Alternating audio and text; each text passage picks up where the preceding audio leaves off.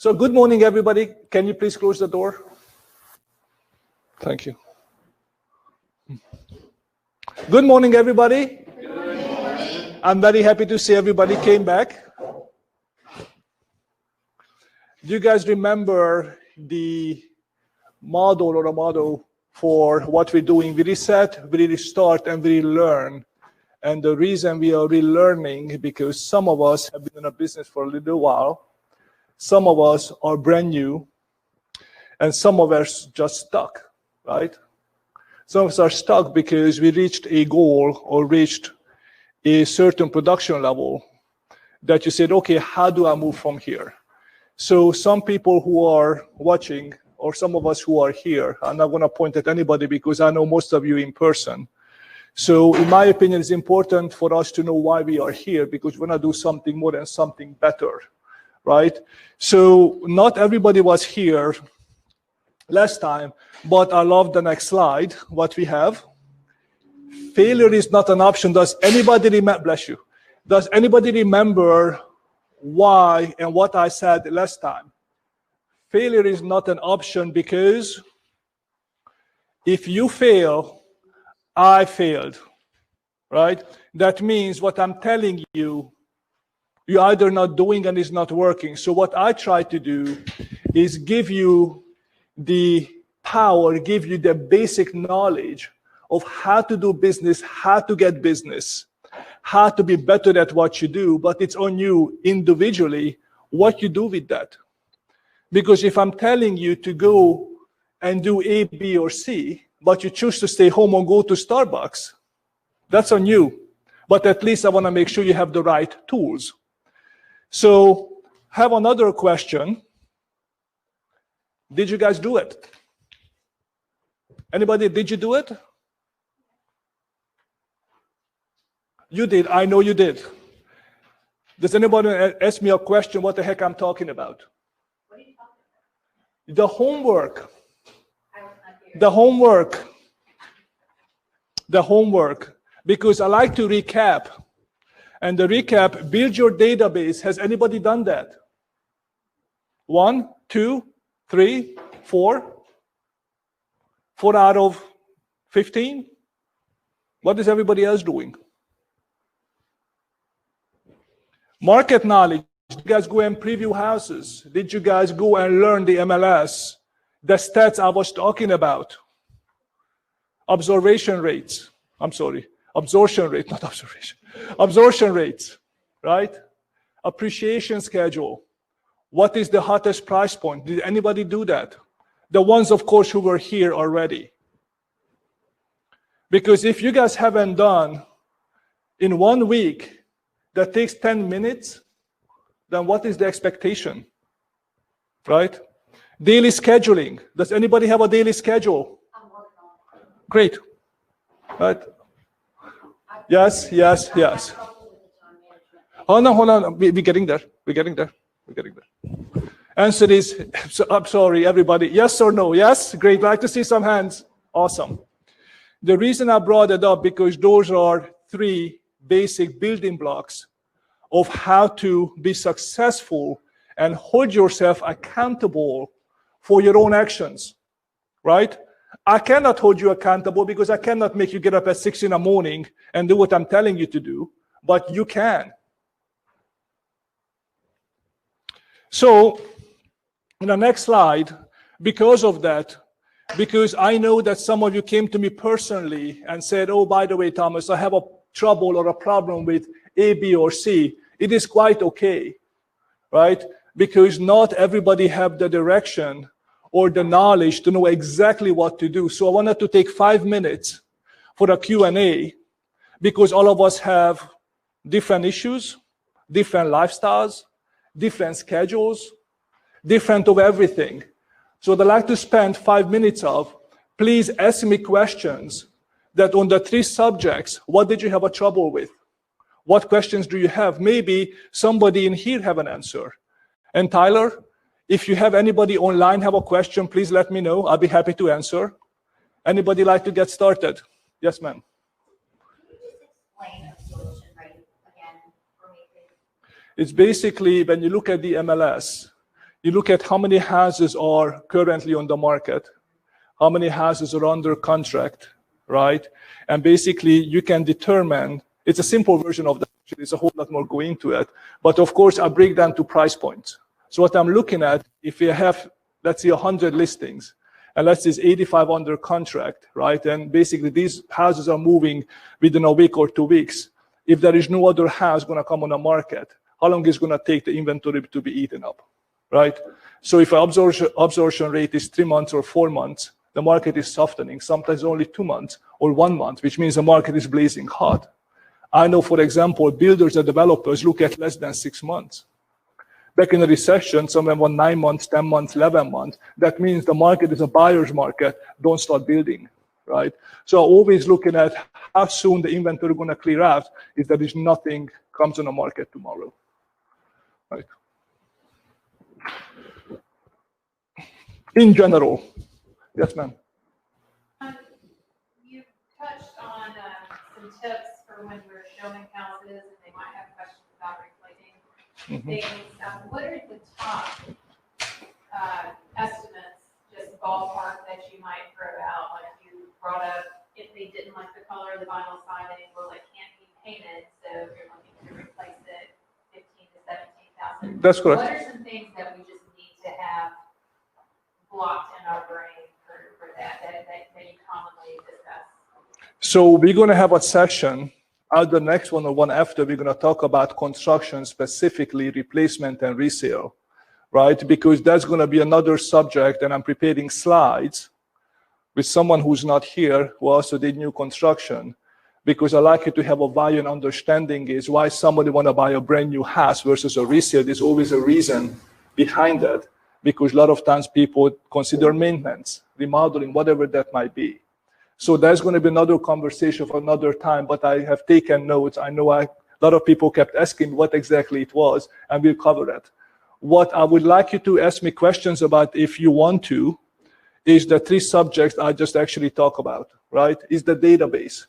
Because some of us have said, by the way, I'm new in town, right? I just came from another country. I'm new in town. None of you have, but I'm just saying, right? How do I find people? How do I start marketing, right? How do I actually build my database? So some of the questions I have heard, and I have some answers to it, and I'm getting there today. But the reason I asked to basically create your database, even if you don't think you don't know anybody, right? Because you need to start thinking about how to do it, right? Anybody else? If there are no more questions, then let me move on to our today's topic. And by the way, the reason I ask you to do your homework, because it is not for me, it is for you. And if you cannot start building your business, if you cannot start building your own database, if you cannot start understanding the market, then what exactly are you planning to get out of real estate? Really, what is it? Right? So that's why I want to make sure that you invest time in yourself, for yourself, to build your own business. So the theory behind that is, a lot of you are in larger teams. And I think it's a phenomenal structure, because a team structure is going to give you direction, going to give you leads, going to give you a lot of things that an individual agent cannot. But the question is, when you have those, what do you do with it? Right? If you get 100 leads or 10 leads, are you going to lose 8 of them because you have no clue what you're talking about? You don't know how to follow up. You don't know how to talk to them. You do not know the market. And just keep asking your team leader, give me more and more leads. That is not how business is conducted, in my opinion, because that's wasting everybody's resources, especially your own. So, next subject. Prospecting. How? How do we prospect? So many of us, I mean, I'm going to cover more than 2 subjects today because there's a lot to cover. So just be patient, because we're going to get to some other ones of personal promotions, as you have seen before, so on and so forth. So I'm going to talk a little bit about how to prospect, because in my opinion, that prospecting is an important fact, Tyler, because when somebody says, I do not know anyone, I have some magic for you. Open houses, your teams, especially one who is in present, when you have 200-300 listings in a team, in my opinion, there is no excuse why you do not open houses. You don't do them Saturday and Sunday every single weekend. I don't care when it is. I don't care what it is. It doesn't matter if it rains, shines, or snows, right? I'm shown houses in Raleigh when everybody was home sipping coffee. Guess what? My clients love me and worship me because I'm the one who got out, because I'm the one who put in the effort, right? We're going to talk about how to conduct an open house, how to pick an open house, what to do and how to conduct an open house. But when I was a young agent, I didn't know anybody. Really, I didn't. I told you guys a story that I talked to a clerk at the gas station who I found out he couldn't qualify for anything because he was making $4.50 an hour. But guess what? I put in a good effort. But you have to be able to talk to people and grow your business, because open houses, let's face it, is really not for the sellers. It's for you to show it up for the sellers. But since if you don't want to be a dual agent as a listing agent, which I prefer not to be, that's another conversation for another day, that I would like to have a buyer's agent who come to my open house to show off my beautiful house. And also that person actually can represent the buyer who comes in, maybe think about buying that house. What a concept. So far, one agent in the last 5 years approached me to do an open house in any of my listings. The last listing I sold, I had 12 offers, 27 showings. You think it would have been a good idea to be an open house there? Probably yes. So the idea of an open house is to do open houses regularly with a permission of your team or not. But since we are all in a company, not all of us with EXP, within your own company, within your own friends, your own colleagues, I'm pretty certain that some of you can find a way to have an open house through a team or through a friend or through whomever that might be, right? So doing an open house, once again, is prospecting. You are prospecting by learning the product, and we're going to get there just in a second. But you need to understand open house is not for you to spend 2 hours. 5 minutes earlier, you put up the signs and you run to it and see who want to buy the house and you go home. That's not what I'm talking about. I'm talking about an open house where you actually set yourself up for prospecting. So we're going to talk about that in a second. I have some ideas of how to conduct an open house, right? Because what do you know how to do an open house, right? I like to go through some ideas to give you that, in my opinion, one of the reasons people have no traffic because they have no advertising, right? Some houses are more difficult than others, right? That's without a question. But in my opinion, a week before or 2 weeks before an open house, you guys should send out an announcement. Preview that house, know that house, right? But send out an announcement because everybody makes a joke about whom? About neighbors coming to an open house. Why, right?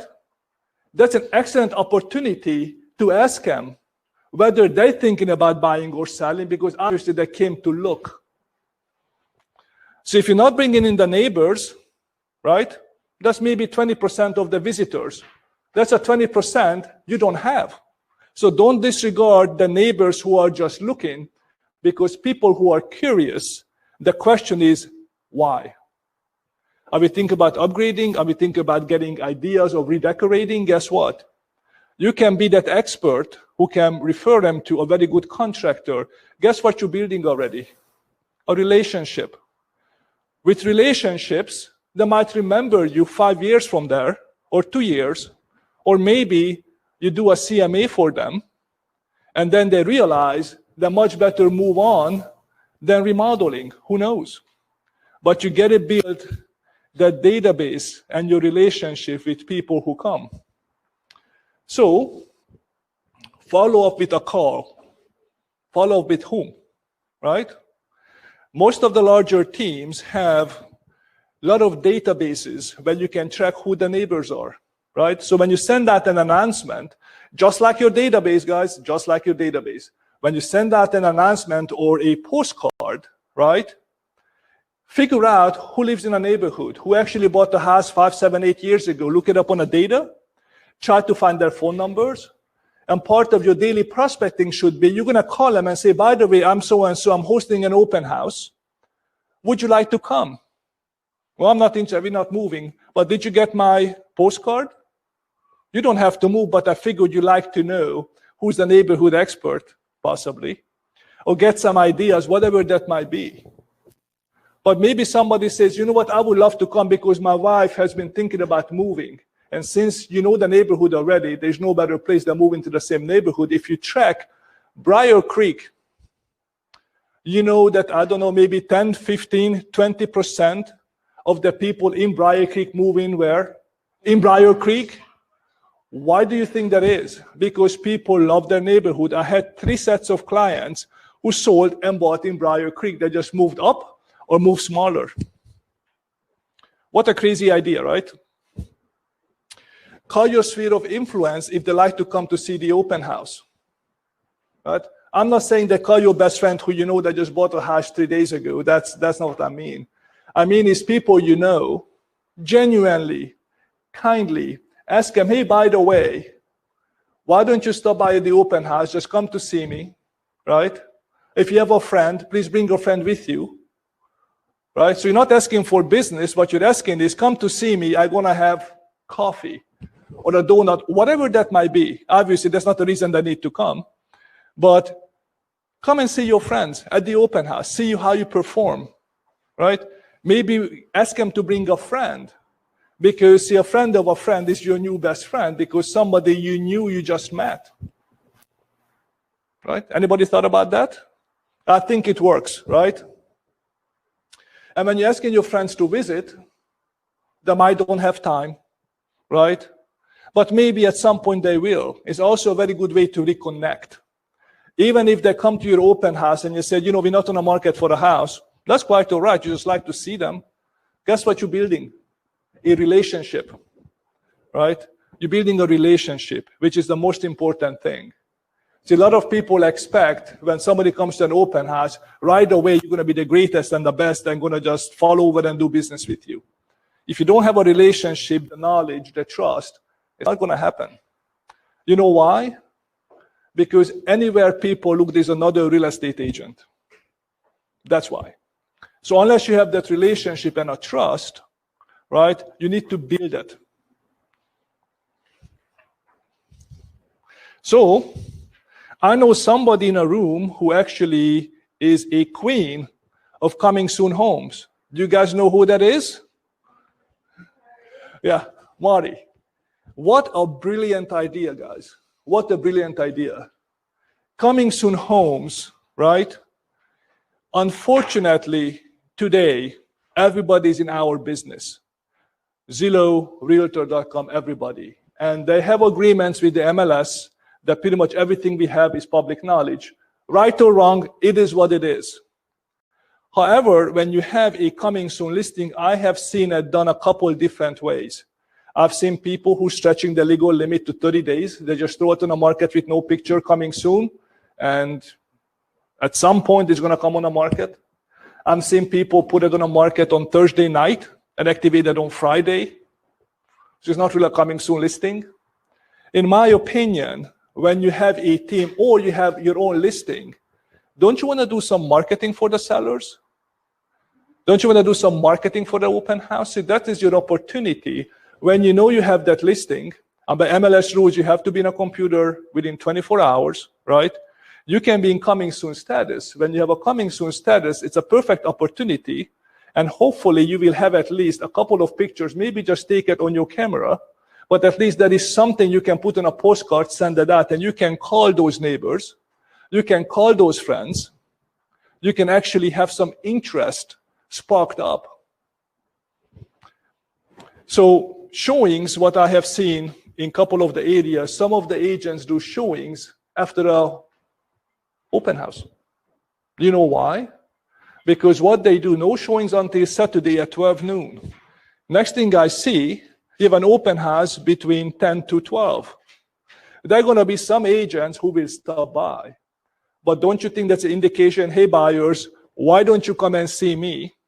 And the agents, they can go and show it later, right? You might have some crisscross between, but just think about an idea when people actually want to come, that is an exclusive time for them to come, and you can tell them that. The people you call, you can say, by the way, I set a time for you between 10 and 12. All the showings and agents going to come after that, so I'm actually helping you to see the house before anybody else. You think they're going to like you for that? Oh, absolutely. So there's a certain ways you can actually conduct yourself in business to make sure you're creative, you're different, right? And you do something the way you can harvest. Remember the word harvesting? My wife doesn't like that. But anyways, harvesting the relationship, harvesting the idea and the way you do things, right? So next, prepare a unique, particular campaign for a particular property. Why is it important? Do you think all the houses are the same? You think all neighborhoods are the same? You think all neighborhoods and people who live in are going to react the same way to the same marketing? Probably not. Therefore, you need to think outside of a box how you can custom tailor a marketing campaign for a particular house, right? Now, not everybody going to agree what I'm about to say. However, to me, an open house is not, hey guys, I'm at XYZ Street, it's a 3-bedroom, 2.5 bed, come to see me. Okay, that's fantastic, because unless I know that, I'm going to run there right away because I didn't know that was an open house. And it says what? Absolutely nothing, right? I see many of us, me excluded, that's how they market open houses. Do you honestly think on Facebook, when you're putting it up at the open house, people are going to just flock to you because now you're the open house and you took 10 seconds of your time to say, by the way, I'm here because you're so famous and you're so great and you have such a product that everybody wants? Most likely not, in my opinion. Do I think you should use that with the marketing? Sure, but not the only marketing, right? More exposure you have, I'm going to go at some point with social media, we're going to have a conversation about that. It's important for people to know what you're doing, but you have to do the legwork prior to that, because it's the only advertising you got. That means you haven't invested your time, you haven't studied the market, you haven't invested personally in your business. All you have done is spend 10 seconds of your time to try to get a lot of business for a great reward. I wish life would work that way. It doesn't. That means you have to prepare. One of the preparation I like to have is to bring similar houses with you, right? Maybe not in the same exact neighborhood, maybe around the area. So let's say you have a house at 350, right? Maybe those buyers go from 300 to 400. I'm not saying that bring 50 MLS sheets and try to shove it someone's down the throat just because they're looking for a house. But when they're talking, they're also going to have Zillow already. They're going to see everything you see. But when you prepare and you know the houses and you have previewed the houses, guess what's going to happen? You can have a conversation about them, right? Obviously, I'm not insinuating for you to switch roles and immediately try to bring down a house at the open house, because it's a very, very wrong approach. Make sure you know that house, make sure you talk very fondly about the house, but it doesn't have to be everybody's perfect match. But you need to be prepared for that, right? And because of that, you are going to be doing a personal promotion at the open house. Isn't that not you who conducting the open house? Right. So promoting yourself as well as what? The house itself. It is your brand, the way you walk, the way you talk, the way you meet people, the way you make an impression, So that's the reason I want to talk about in more detail about open houses, because I've been many of them. The most common thing, anybody want to guess what the most common thing is at an open house? An agent who's on the phone because agent is busy. Yeah, go ahead, go and see it. I don't think that's very professional. I don't think there's a reason for you to spend 3 hours of your life and of your time if you do that, right? To make sure you pay attention, because even if I'm an agent and bringing my clients, right? I don't always like to have a very chattery conversation with a person who stays there, but maybe there's information about the neighborhood my buyers would like to know, right? So I think it's important for you to know that balance. Where is the balance? Where is the knowledge? Where is the professionalism?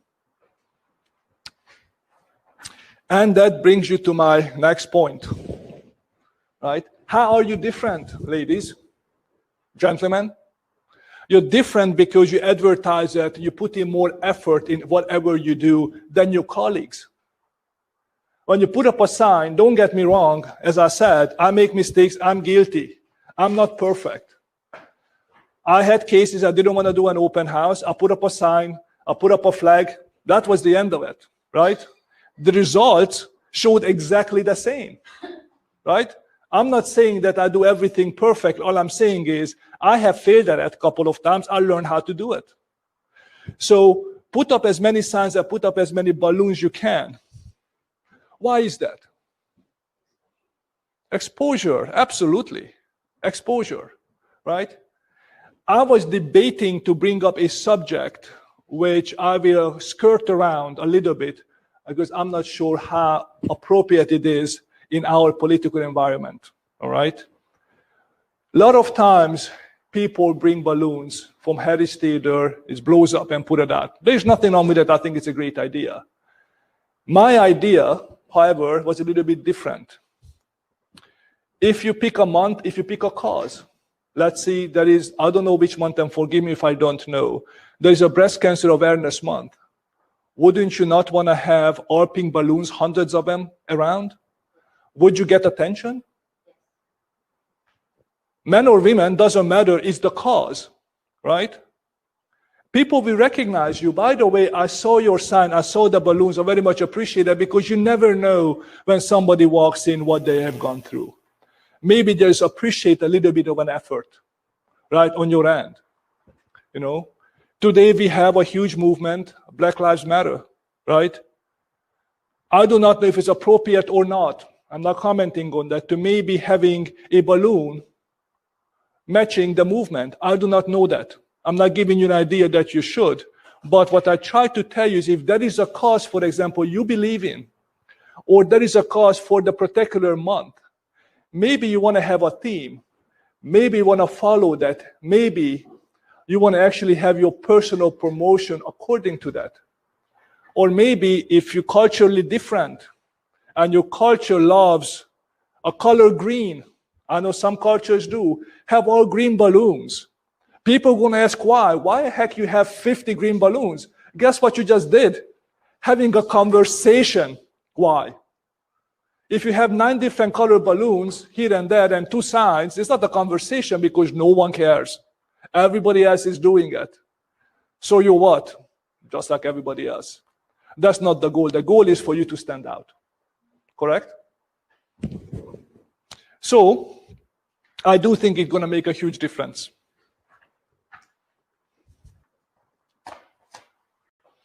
When you're at the open house, prospecting continues.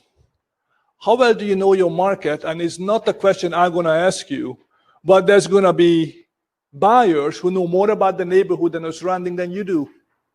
Has happened to me. Not too often, but it does. I had a buyer that told me, by the way, what do you think of the Whole Foods coming behind that neighborhood? I had to pause. I was like, there's a Whole Foods coming? That is great. That's fantastic because you can walk to it. Well, you can't because I don't think the highway going to be expanded or there's going to be a bridge. You're right. Now, it's going to be maybe 1%, right? But if that 1% of buyers you don't know the answers to, if you don't know the neighborhood, don't know the area, don't know what's happening, then how are you an expert? In my opinion, you're not. You're just another broker who want to sell a house. And on this market, it works. It works. But does anybody think that the market will shift and market will change just the same way it shifted this year? It will shift. So when it shifts, I do better on the down market than on up market. Why do you think that is? Anybody? Because people want a professional. People want somebody who can protect their interests. Today, anything goes, just about. If you're the first, you get the business, unless you screw up very badly. But that is not a business model. That's a reaction to the current hot market, when basically there's a quote-unquote feeding frenzy of buyers and sellers. Maybe not sellers, but a lot of buyers. So if you sold somebody a house today without the knowledge, and they're going to be losing 10, 20, 30, 50 grand on a downturn because they need to sell, right? What you're going to tell them? Oh, the market has shifted. Yeah, everybody knows that. But why did you let me buy a house behind the power lines with a steep driveway that now you can't sell? You wanted to make a paycheck? Didn't know any better? Great answers. Not my answers, because my clients don't buy those for a reason, right? So I think it's important for you to actually know and understand your market. So,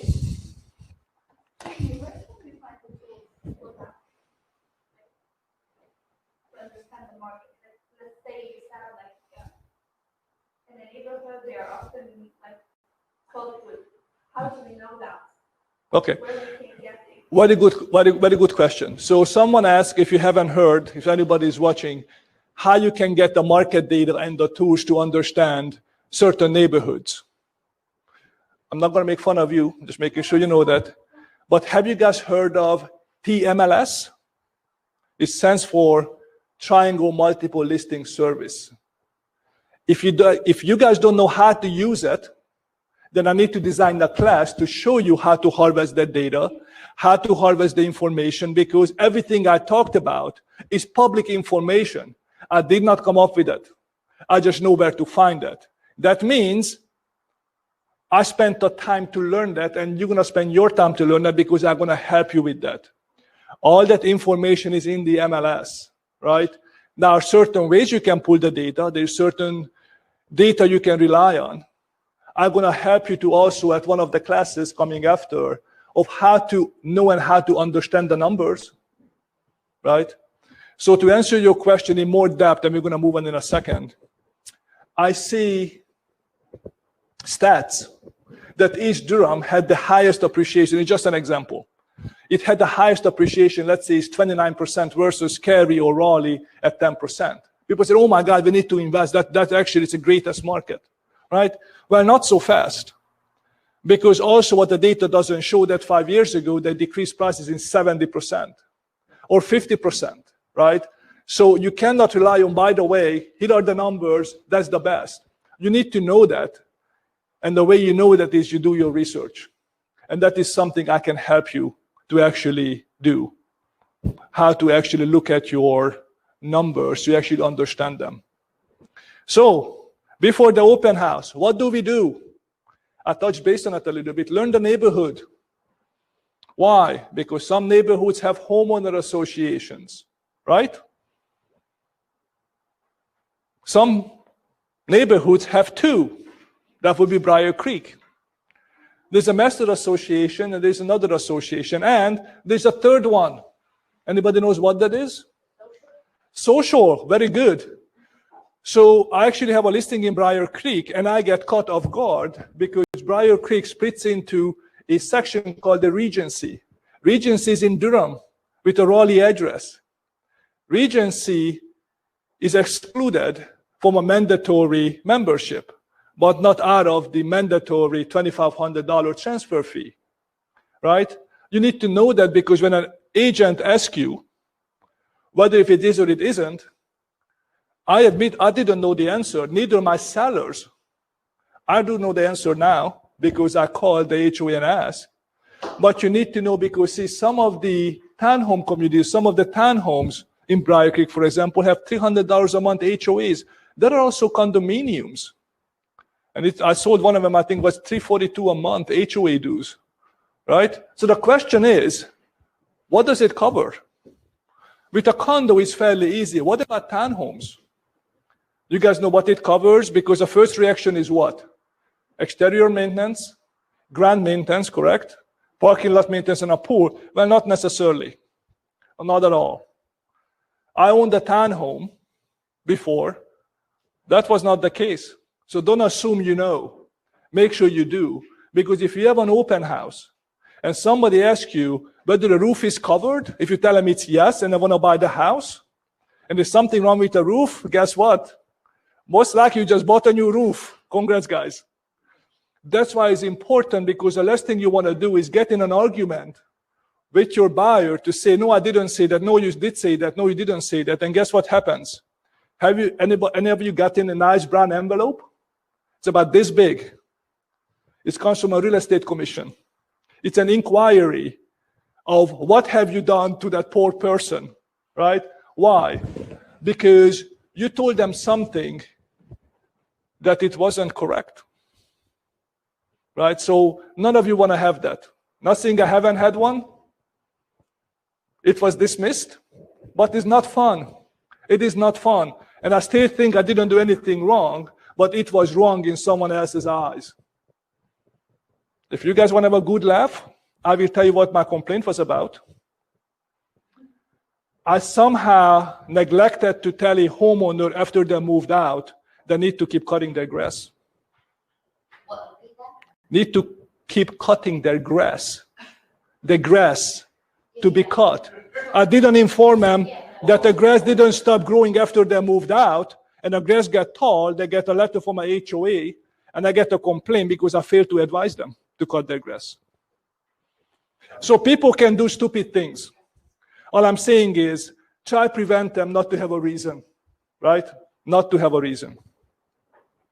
What about when you do an open house and you have, for example, a large neighborhood? What is the current competition? Because highly likely, those people who just quote unquote looking, they're looking to compare, they're looking for a reason. How about if you actually have 5 open houses in one neighborhood, right, at the same time? You might want to talk to those agents to see, good idea, not a good idea, what they're selling. And if you have 5 $500,000 houses for sale, that means the market probably is going down. So you better be ready.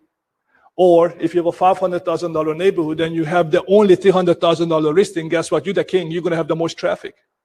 So make sure you also study the neighborhoods to know and understand what you have in competition, right? What has sold? What is under contract? What is the likelihood of something coming up? Because if somebody asks, by the way, I'm not quite ready, I'm going to be ready in 3 months, and you know there was only one house that you're sitting in open house an entire year, then you need to have the conversation with them. Based on what? Not this. Based on numbers and based on facts. So you need to know and need to understand the numbers and need to understand the particular neighborhood and area. I also think it's a good idea to preview some of the houses. Obviously, not all the houses, because nobody has time for that. We are all busy, right? But if you have a neighborhood of, let's say, 100 houses and there's only one other house for sale, I would probably take a look at it. Or if something is around and you know it's the same price point, I would take a look at it, because if they do not have an open house, and if you do not like your listing, if you're in the same price point, maybe you can tell them, by the way, have you seen the house in the neighborhood XYZ Street? And they might say, no, we haven't, but we're thinking about taking a look. Well, here is what I have seen. Can I make an appointment for you? Very simple, right? You need to know. You need to know. Knowing your sales data, gather similar homes. It's the same thing, right? So depending on what price points, obviously on today's market, everything sells so fast that it's almost impossible for you to gather houses between 300 and 350 to show somebody you have 5 other houses, because they're just not there. They're selling so fast. But I promise you, when a market shifts, I don't think it's going to shift tomorrow, but at some point it has to. When you're going to have 5 houses, you need to know those houses and you need to give them a service. You need to give them knowledge. You need to give them something for them to say, wow, if there are 5 more houses, you already know them. They're going to ask you which one you think we should be looking at, right? Be an expert. Because if you basically give them 5 houses, guess what they have? Zillow. They have Zillow. They already know that. You're not telling them anything new. But you can tell them that, this house, I'm sure you see it, have a smaller kitchen. I know you just mentioned, your wife mentioned that you're looking for a bigger kitchen. Yeah, I think you need to actually look at this house. Right? Guess what you become? An expert. So you can have that conversation with them. And of course, you have to promote the open house as we just talked about. So we talked about prospecting, right? Prospecting is what? An ongoing process. Why? Because if you only prospect 1 hour a week, guess what? Your results are going to reflect exactly it. You and exactly the results. It is not a monthly task. It is not a weekly task. It's not a test I get to it because I'm busy. Or maybe just later because I have something else to do. Now, you can do that. And we can talk about prospecting for the next 5 years. Guess what? Nothing going to happen to you because you don't have the business. Because if your entire business goal is to have your team leader give you leads, right? That's not a business plan. That's a reaction that a part of your engagement with a team, it should be part of that. But that is not everything, because if you not bringing anything to the table for the team, how good are you? Sorry. Or an individual agent just like me. If I cannot prospect, if I cannot bring buyers, how good am I? Answer is not that good, because I'll be sitting home and said, oh, life is tough. Yeah. I had a misfortunate childhood. Maybe that's why I don't have business. No. You don't have business because you don't put in your time and effort. That is simple as that, right? So I want to make sure you understand that must be, not maybe, must be on your daily schedule. Must. With a capital must. You have to prospect, right? And I don't really care how you do it. I have some ideas, but I don't care how you do it as long as you know that you have to do it every single day. Because when you do a task, what is going to become? Anybody?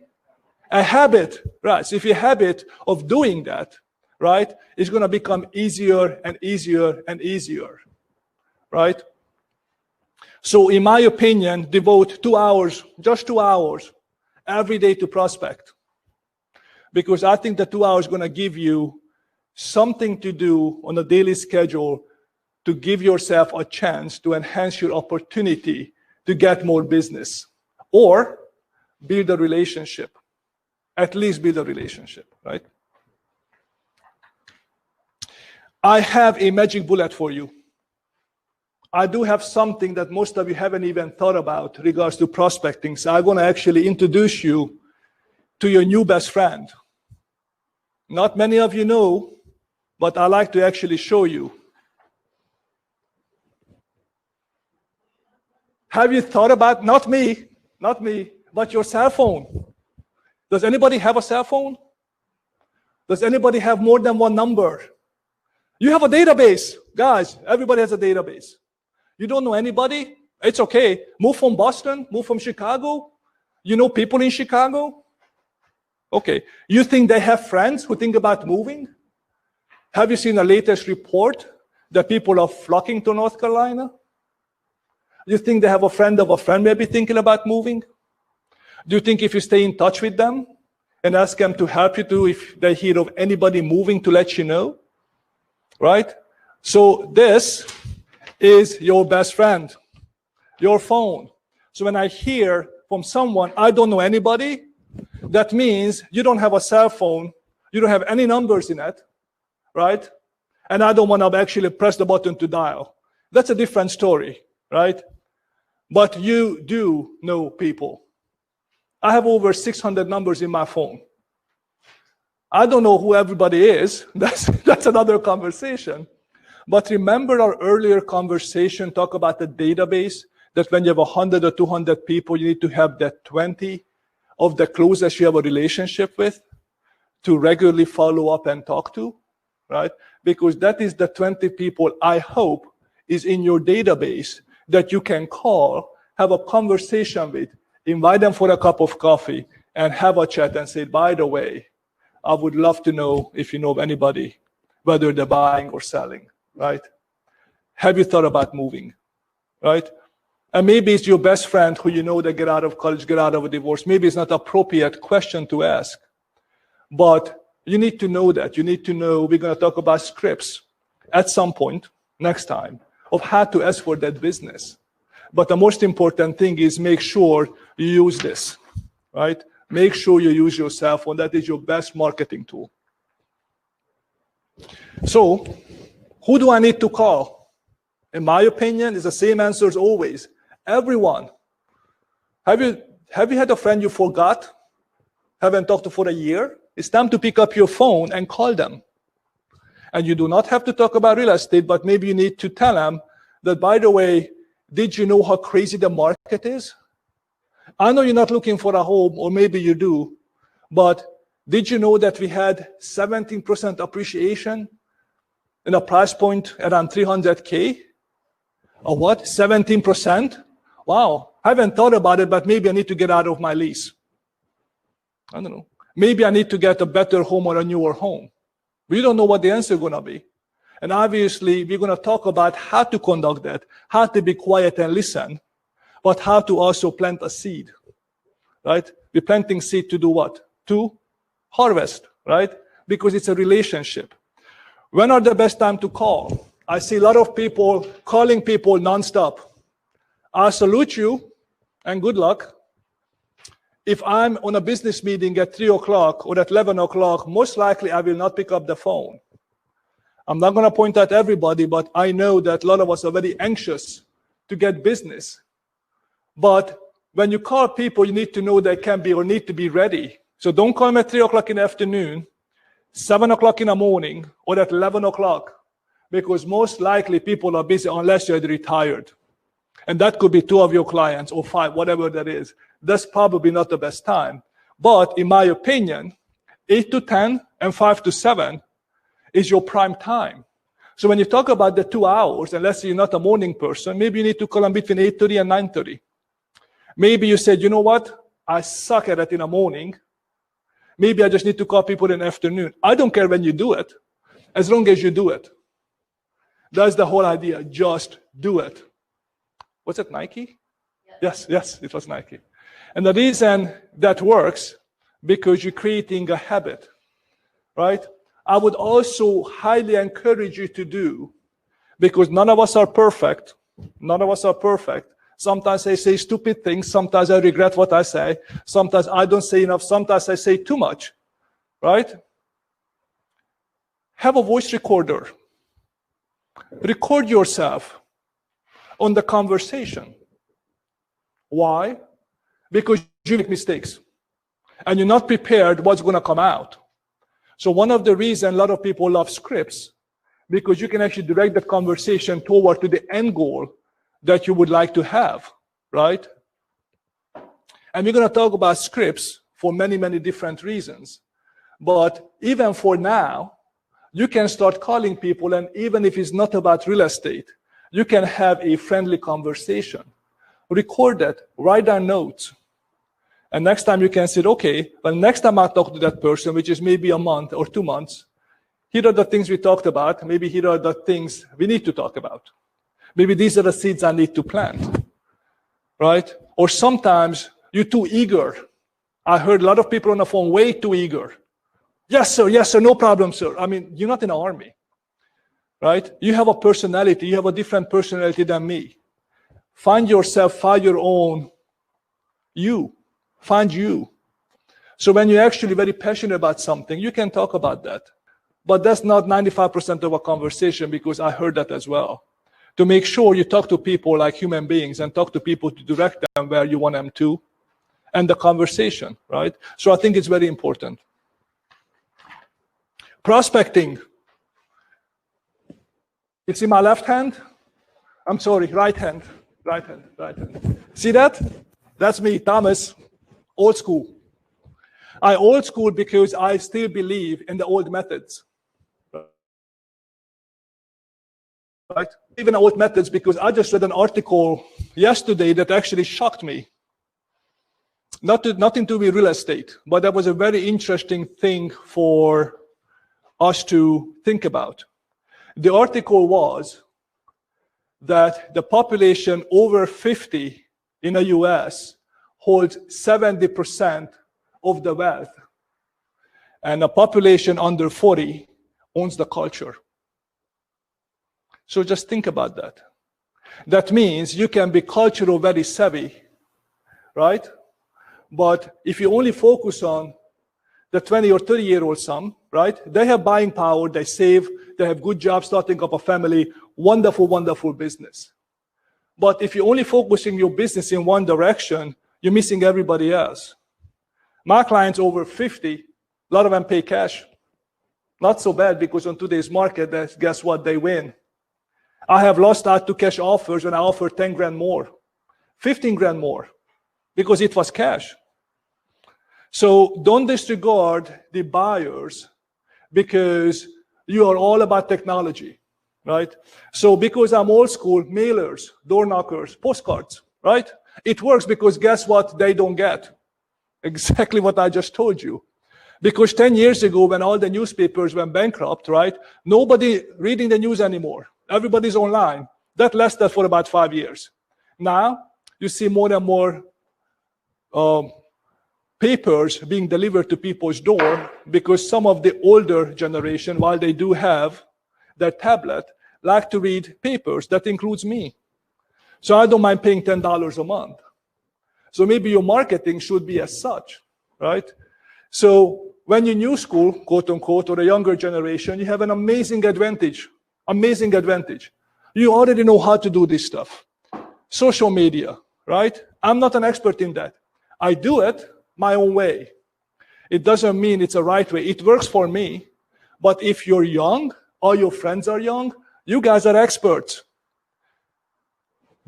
I'm not in my 20s or 30s, so I didn't grow up with that. I grew up with the mailers. I grew up with the door knockers. I grew up with the postcards. And postcards still work. You know why? Because when you talk about prospecting, don't you want to be a neighborhood expert, for example? Right? There are agents in Cary and Raleigh who do 50% of the business or 20%, right? Just do 20%.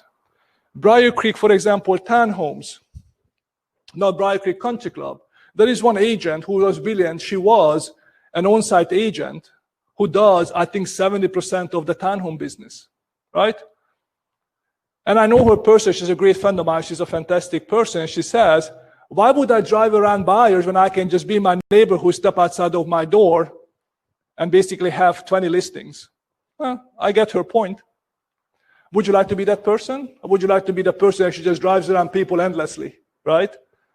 You need to do a little bit of both. You need to be actually marketing a neighborhood. Obviously, if you have a team, with your team.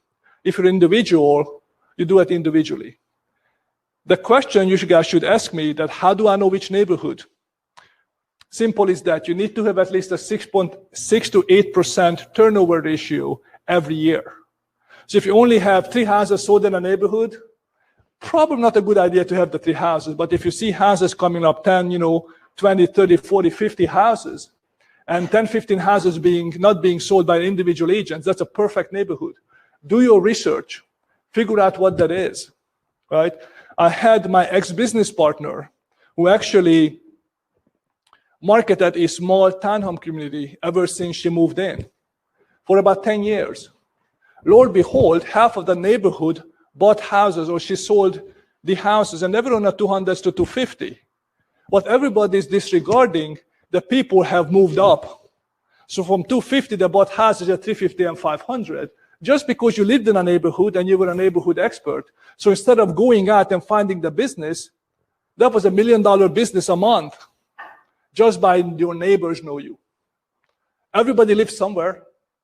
Maybe it's a good idea to do that. Let's say you live in an apartment complex, right?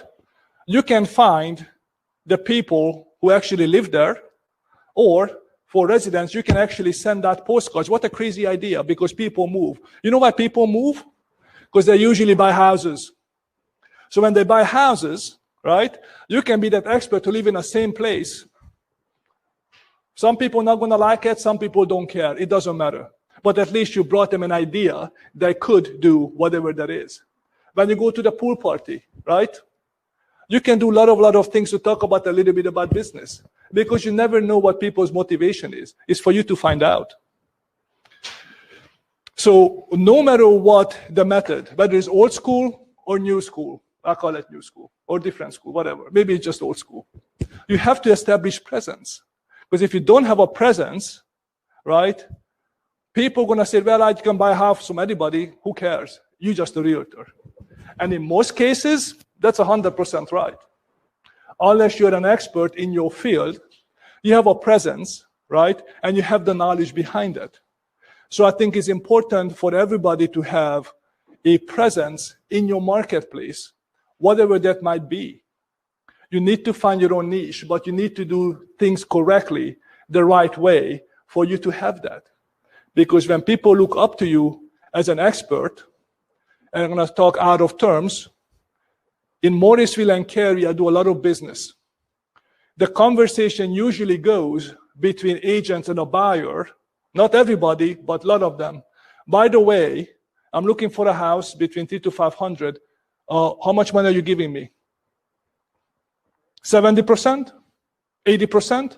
Refund of your commission? If I find a house, how about if it's 90%? You keep 10, because I'm doing all the work.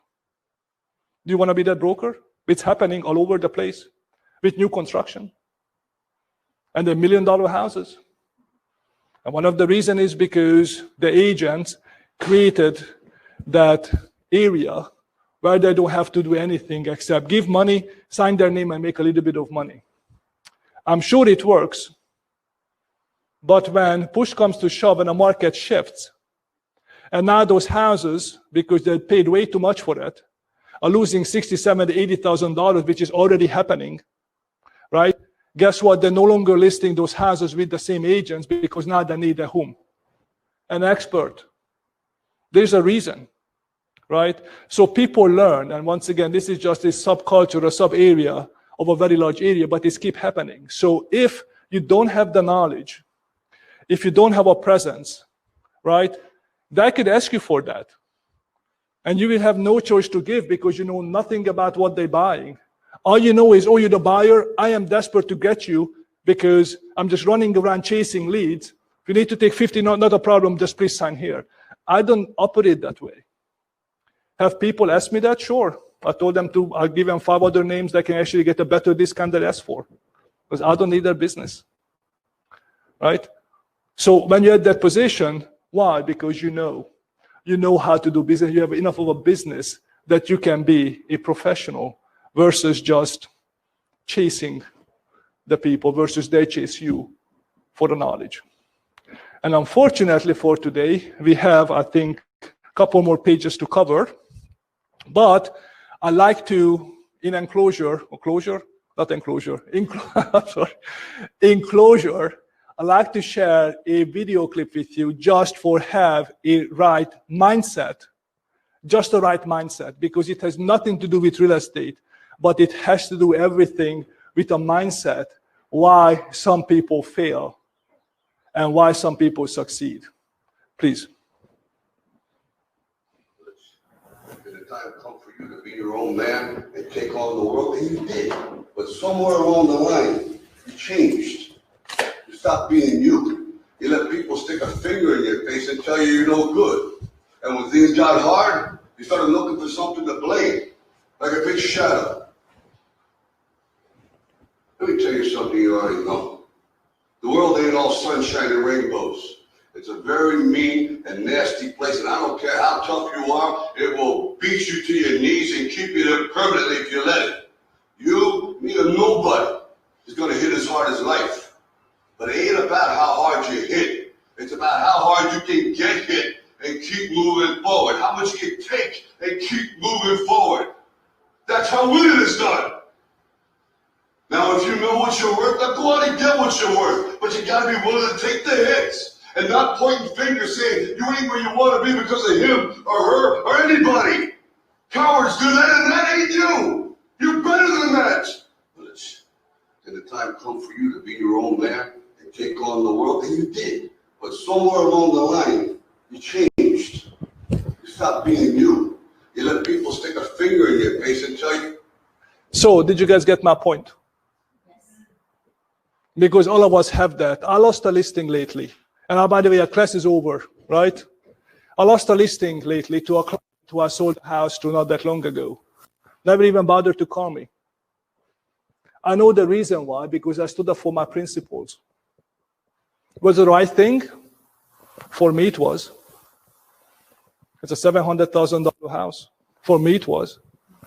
Because I don't give to people who don't put value on me, right?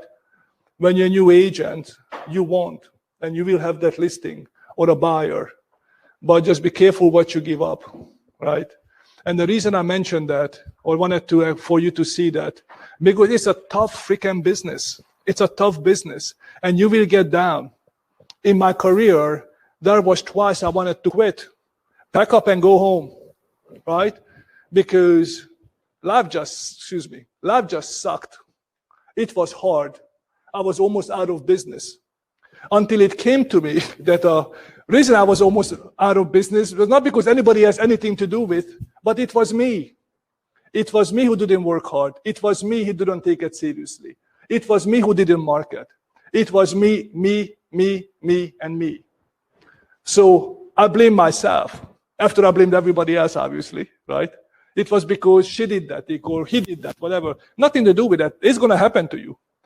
Not everybody want to see you successful, I guarantee it.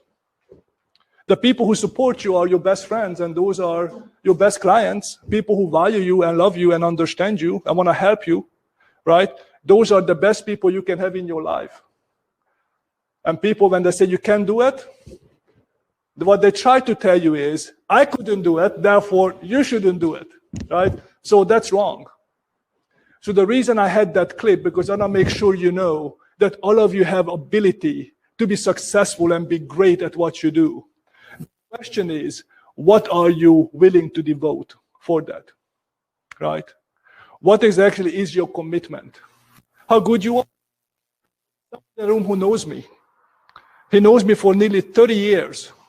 I was just a kid who barely spoke English. He's one of my dear friends of my father.